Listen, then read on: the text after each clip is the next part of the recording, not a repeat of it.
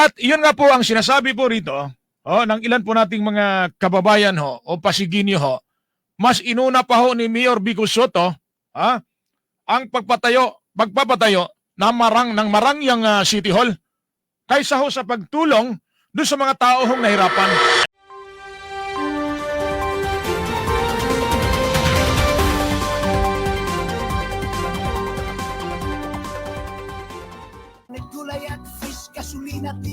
Ulitin ko lamang po ang saya-saya ngayon sa lungsod ng Pasig dahil napipiko na po ang kanila pong punong lungsod.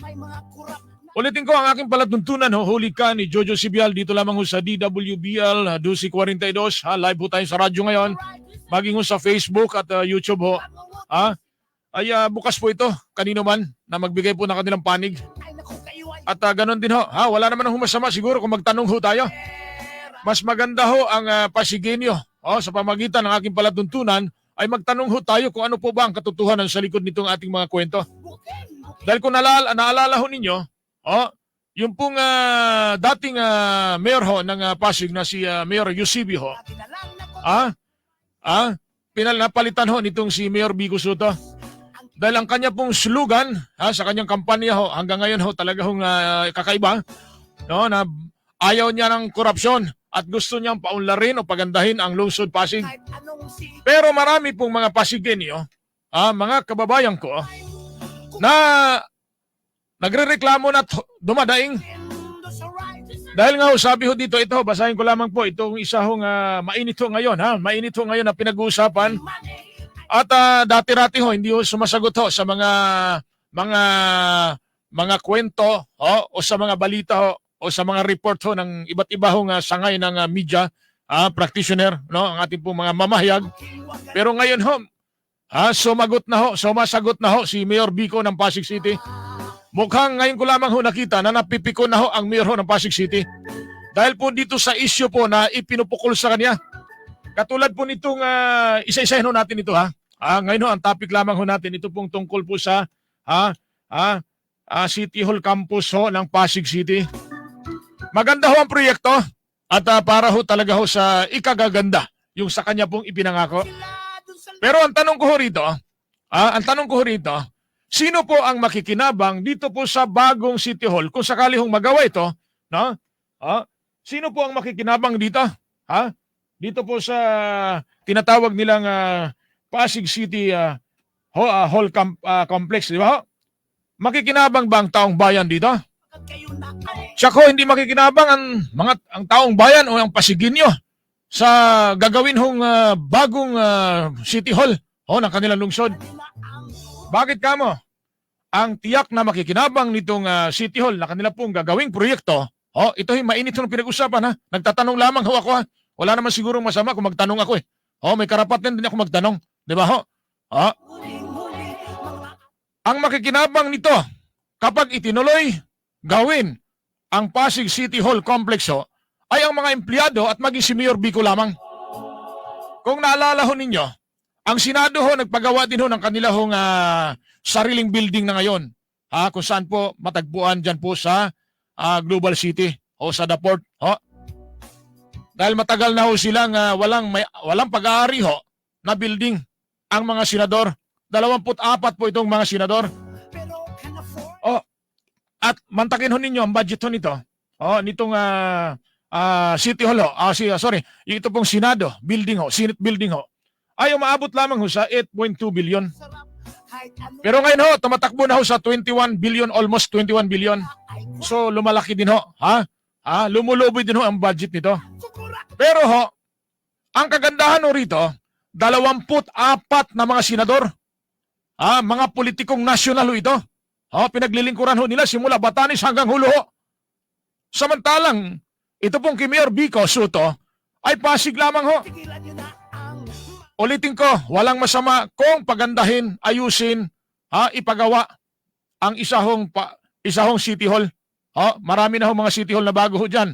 Kung naalala nyo, Makati City Hall, Caloocan City Hall, at marami pang iba. Pero dito nagtataka ang mga Pasigenyo. Doon sa halaga 9.6 billion Ito po yung komento ho ng dati hong City Councilor na si Attorney Ian Sia. Nagbigay ho siya ng kanyang komento tungkol po dito sa 9.6 billion na City Hall Complex ho o City Hall Campus ho ni Mayor Vico Soto ng Pasig City. Matindi ho ito. Ang laki ho nito.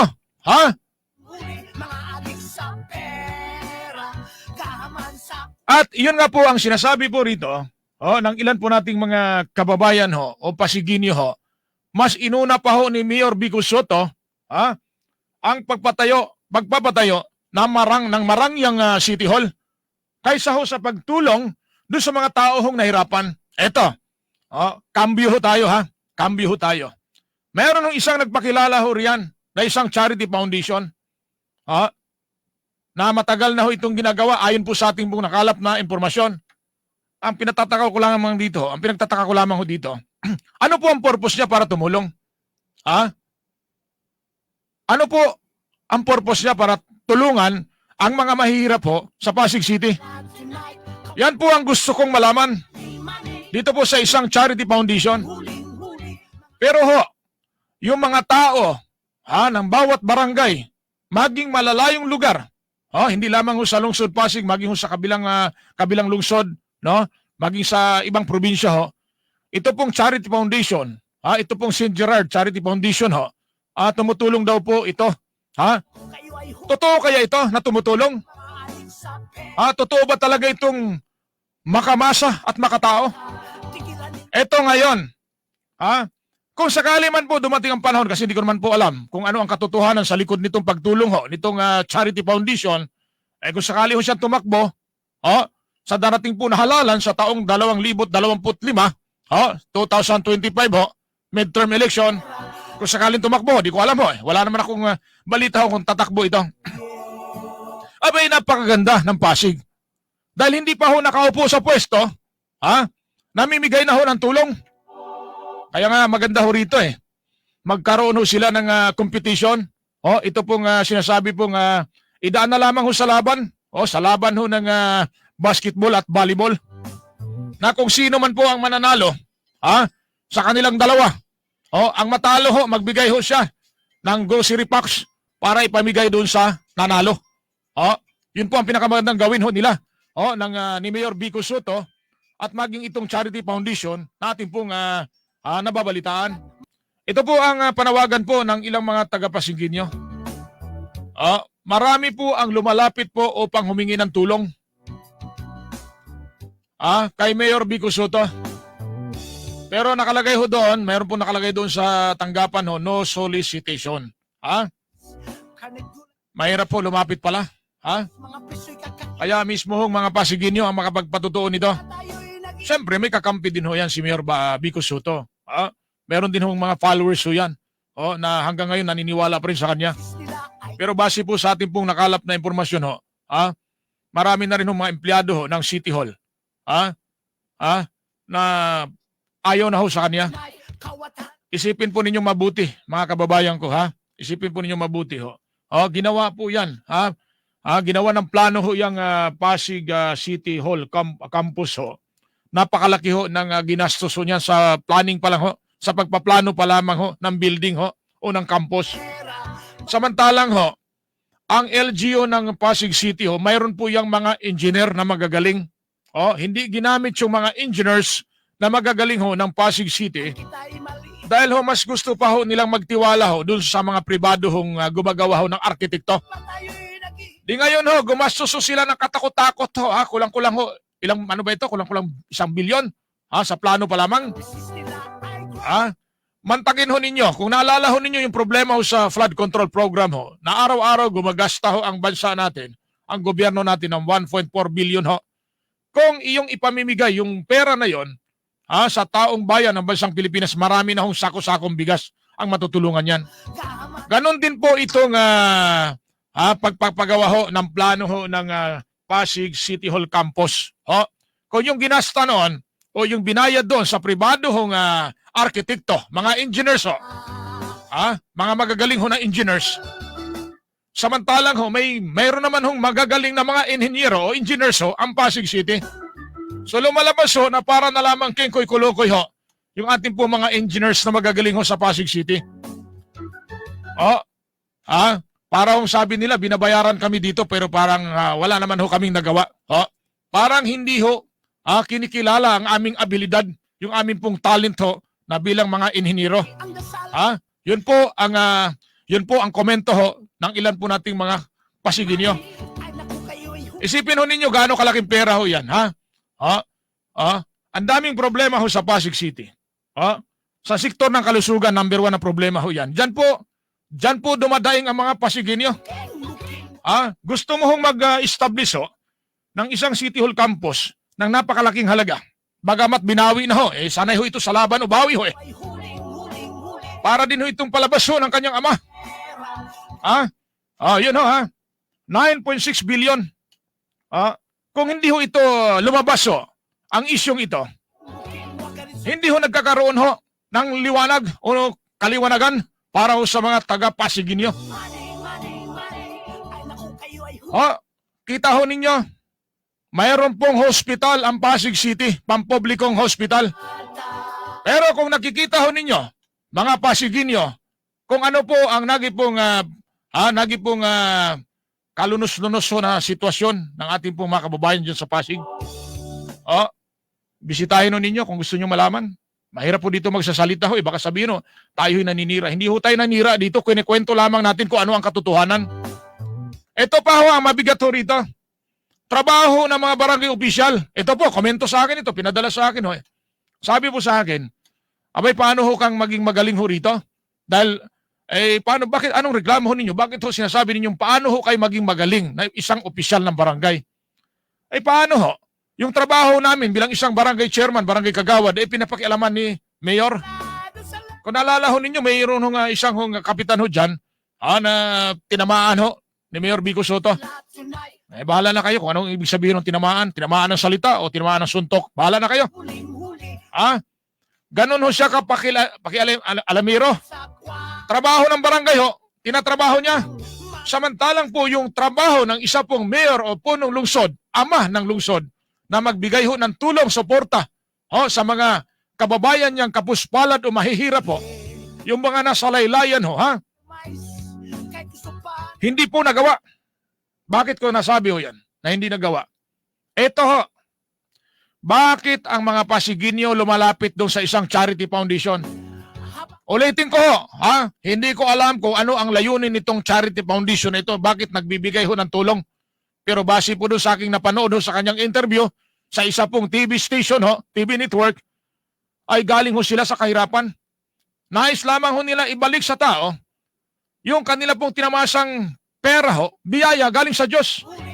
Sabi nga ho ng nag-interview kung naalala ho, kung natandaan ho ninyo, si Julius Babaw ho, ng isa network ng TV5, ipinaliwanag ho ng ipinaliwanag ho ng mag-asawa ang estado po ng kanilang pamumuhay.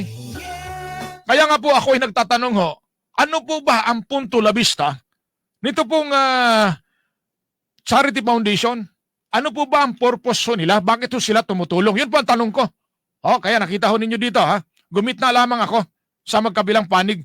Kaya kung ako po sa mga Pasigenyo, kayo po'y inanyayahan ko, na sa darating pong halalan, mas maganda, mas maraming tumatakbo para makikita natin kung sino po ba talaga ang gusto ng Pasig, ng mga Pasigenyo.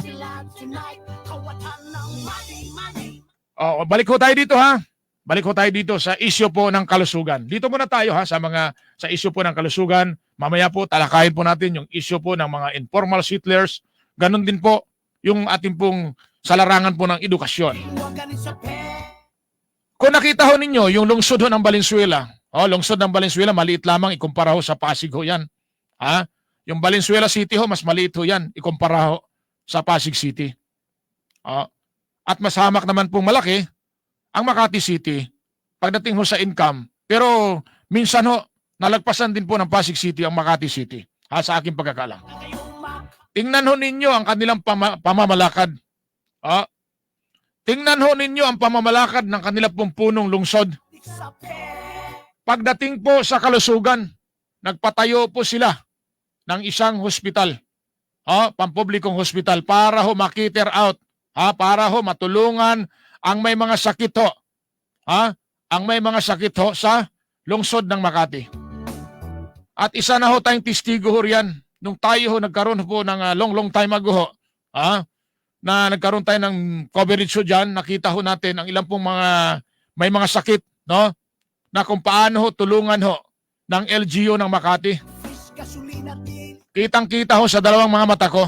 Siyempre may mga kunting pagkukulang, pero ho, bago po itinayo yung pampublikong hospital ho ng Makati, ng lungsod Makati, biruin ho ninyo, Makati Medical Center ho. Yung mga taga Makati, mahal po ng kanilang mayor. Kapag lumapit at dumaing ka, wala hong problema. Pati sa sakyan mo, ambulansya, dadalhin ka roon sa nasabing hospital. Private ho yun. Noong mga panahon, wala pa po itong public hospital nila noong panahon na yon. Mantakin ho ninyo. Ang laki po ng ginasto kasi sabi nga ho, ng punong lungsod ng Makati ho, kumikita ho ang Makati, dapat lamang ibalik din ho sa mga tao sa Makati. Ito ngayon yung Pasig City. Sige, magkomento ho kayo. Mag-message kayo sa akin kung totoo ba ito ang aking sinasabi. Magkano po ang kinikita po taon-taon? O ang budget ho ng isa pong Pasig City. Ayon po dito, ang Pasig City ay may budget na halos 17 o 17 billion. Wow, ang laki ho nito. Kahit nga ho, totoo itong sinasabi ho na 9.6 billion kasi binago ho ito eh. Bigla ho kumambyo ho eh. Bigla ho silang kumambyo. Hindi ho 9.6 billion yan. Nasa 6 na billion lamang. Ganun ho ang kwento. Kaya pinuna ho ito. Ito pong planong ito. Tungkol po sa 9.6 billion ho na City Hall campus ho ng Pasig City. Kahit ho 3 City Hall pa ang ipatayo sa Pasig City sa loob ng 1 taon, kaya ho dahil sa laki po ng income o sa laki po ng income po ng Pasig. Ang tanong, ito, ang tanong paano ngayon? Paano nabigyan ng serbisyo publiko ang mga Pasiginyo? Siguro naman, alam ho ninyo, kayong mga taga-Pasig, kung ano po ang naging problema sa lugar ninyo. Kaya nga po tayo ho, kung nakita ho ninyo, mayroon po tayong kinukuha ho na iba't iba hong mga kwento ho, istorya sa buhay, mga true to life story ho na mga tao. Nakita ho ninyo, kung napapanood ho ninyo sa social media, yung ating pong mga kababayan ho, na sa halip ho pumunta ho sa tanggapan ni Mayor, abay ho'y nag-U-turn ho. Ang tawag ho doon, yung mga tao, mga taga-Pasiginyo na gustong lumapit upang humingi ng tulong sa Mayor po ng Pasig na si Mayor Vico Soto, biglang nag-U-turn. Sabi po sa akin nagkwento, mas gugustuhin na lamang ho namin, sir, pumunta ho sa Charity Foundation at yak ho makakakuha po kami ng solusyon sa aming pong problema. Kompletong tulong ang ibinibigay ho ng Charity Foundation. Kaya nga po ako'y nagtatanong ho ano po ang purpose nitong Charity Foundation? Bakit ho siya namigay ng tulong? Long time ago hanggang ngayon. Mainit ho itong pinag-uusapan po sa Pasig City. Ito pong isang Charity Foundation. Na tumutulong po sa mga mahihirap po nating mga kababayan. Lalo na po yung mga nasa laylayan o sa yung po mga tinatawag po nating informal settlers. O sa malit sabi ho, yung mga squatters po nating mga kababayan. Sorry po sa termino kong ginagamit. Dahil informal settlers po ang tawag po sa kanila sa kasalukuyan. Saan ho sila nagtungo? Kahapon o nung isang araw ho, meron hong pumipila o may pumipila ho upang mag-withdraw ho sa kanya pong sweldo sa ATM machine. Silang mag-asawa kasama ang kanilang anak na may sakit. Sabi po nung nanay, kulang itong kinikita mo. Paano na lamang yung pambili ng gamot ng ating anak na mayroon pong maintenance? Alam po ba ninyo, ako po'y napaluha. Hindi ko lamang kayang sabihin na sana pumunta kayo doon kaya yung Charity Foundation na namimigay ng tulong, kung totoo ba talagang namimigay ng tulong yung St. Gerard Charity Foundation. Ewan ko lang kung totoo ba talaga. Pero base po sa ating pong nakalap na impormasyon, abay marami po silang post ho sa kanila pong social media na aking pong pinapanood na napakarami po nilang natulungan. Kaya kayo na hong bahalang humusga mga Pasiginyo. Kaya kung kayo ho'y di tulungan ho ng inyo pong mga opisyalis ng gobyerno sa Pasig ho, abay mag-U-turn kayo. Gamitin nyo yung U-turn. Di ba? Sa kahabaan ng EDSA ho, o sa ibang mga kali ho, may U-turn ho yan eh. May U-turn slot. Mag-U-turn na ho kayo. Tumungo na kayo doon kung yung pong sinasabi ho nilang namimigay o tumutulong po sa mga kapuspalad. At alamin ninyo kung totoo ba, baka kwento lamang ho ito eh. Baka kwento lamang ho eh. Ha? Yun ho. Sabi po nung nanay, kulang po ang kanya pong ang sweldo ho ng kanyang asawa. Sabi ng asawa niya, wala ho tayong magawa dahil hindi lamang ho gamot ang ating pong asikasuhin na para sa sweldo ko, kundi po ang lahat ng ating pong dapat na pangangailangan. Yun po, ako po'y naluha. Kung ang gobyerno ho ng isang lungsod, bukas ang kanilang pintuan para sa pagtulong sa mga tao ho. Alam po ba ninyo, tinatanong ko nagtanong po ako doon sa ilan po mga Pasigenyo. Ang tanggapan po ba o ang opisina ho ni Mayor Vico Soto, mayroon po bang People's Day na ginagawa din po ng ilang mga lungsod, ng punong lungsod o punong bayan ho sa iba't ibang mga probinsya? Alam po ba ninyo, mayroon pong isang congresswoman ho sa San Pedro City, Laguna. Congresswoman Ann Matibag. Ann Matibag. Congresswoman Ann Matibag. Linggo-linggo ho, namimigay po ng pera, tulong ho, para po sa kanya pong mga constituents. Alam mo magkano? 3,000, 10,000. Yung budget po na nakukuha niya, talaga pong ibinalik niya sa tao. Isang congresswoman lamang sa maliit na syudad, San Pedro City, Laguna. Ikumpara mo sa Pasig City. Ulitin ko ho, di tayo naninira dito, kinukumpara lamang ho natin. Eto, kambyo tayo. Kambyo tayo Kambyo tayo. Naalala niyo nung panahon ho, na si Mayor Lim ng lungsod ng Maynila. Hindi pa ho itong si Mayor Hani Lacuna. Si Mayor Lim pa lamang ho, nung tayo naglilibot ho sa kanyang tanggapan upang kung makakuha tayo ng samot-sari hong mga balita. Iba't ibang mga balita gusto natin makakuha eh. Maniwala kayo sa hindi ho, may programa ho siya na libreng edukasyon hanggang kolehiyo. Kaya mayroon pong pamantasan ng lungsod ng Maynila. At iba pang mga paaralan na libre ho ng punong lungsod. Ginamit niya kanyang budget ho para sa edukasyon. Pangalawa ho, hospital. Yung mga taga Maynila ho, kapag nagkasakit ho, hindi na ho nila pinoproblema ang pagpapahospital at maging ang gamot. Dahil libre nga ho. Pero dito ho, sa ating pong pinag-uusapan, kaya nga ho, mas maganda ito, makakarating ito kay Mayor Vico Soto, baka sakaling magbago ho siya. Baka isipin niya, sana yung maisip niya ho, na itong 9.6 billion na kumakalat ho, na kwento, tungkol po dito sa City Hall campus ho, budget ho ito sa pagpapagawa ho ng bagong City Hall. Abay, may convert mo na niya yung iba. Ang dami yung issue dyan eh, pinarating ho sa atin. Magbigay muna siya ng kapiraso nito, kapiranggot lamang ho, na pondo para po sa mga kababayan niya, para po sa mga Pasigenyo na nangangailangan po ng tulong.